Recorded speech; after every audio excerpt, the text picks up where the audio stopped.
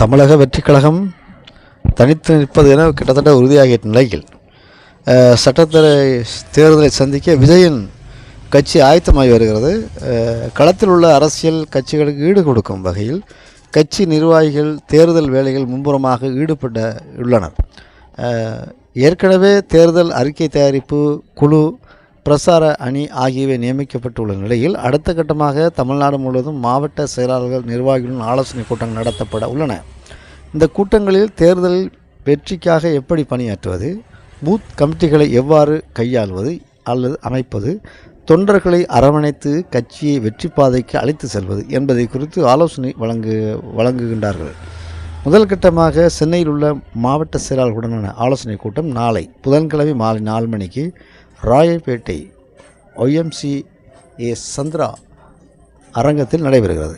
கூட்டத்துக்கு தாவேகா பொதுச் செயலாளர் என் ஆனந்த் தலைமை தாங்குகிறார். இதில் நிர்வாக குழு ஒருங்கிணைப்பாளர் கே செங்கோட்டையன், தேர்தல் மேன்மை பிரிவு பொதுச் செயலாளர் ஆதவ் அர்ஜுன், இணை பொதுச் செயலாளர் CTR நிர்மல்குமார் ஆகியோர் கலந்து கொண்டு ஆலோசனை வழங்குகின்றனர். அடுத்தடுத்து பிற மாவட்டங்களில் கூட்டம் நடைபெற உள்ளதாக தகவல் வெளியாகின்றது.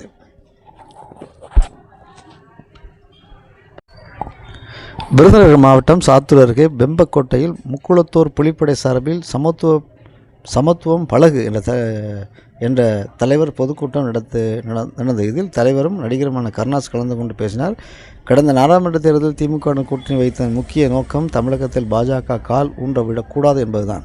டிடிவி தினகரன் மாறி மாறி பேசி வருகிறார். தமிழகத்தில் எந்த நடிகருக்கு வேண்டுமானாலும் விசில் அடியுங்கள், எனக்கு அது பிரச்சனை இல்லை. நீங்கள் அடிக்கிற விசிலை விட அதிக விசில் அடிக்கும் கூட்டம் என்னிடம் உள்ளது. கட்சி ஆரம்பித்து குறுகிய காலத்தில் முதலமைச்சராக வேண்டும் என்பது விஜயின் பேராசையை காட்டுகிறது.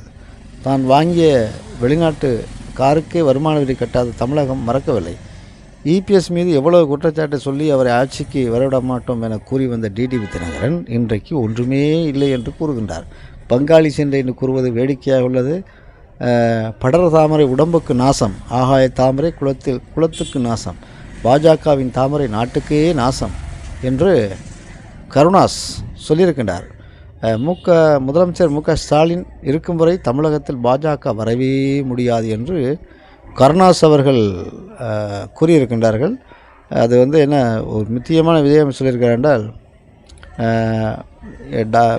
படர் தாமரை உடம்புக்கு நாசம், படர் தாமரை உடம்புக்கு நாசம், ஆகாய தாமரை குளத்துக்கு நாசம், பாஜகவின் தாமரை நாட்டுக்கே நாசம் என்று சொல்லியிருக்கிறார்.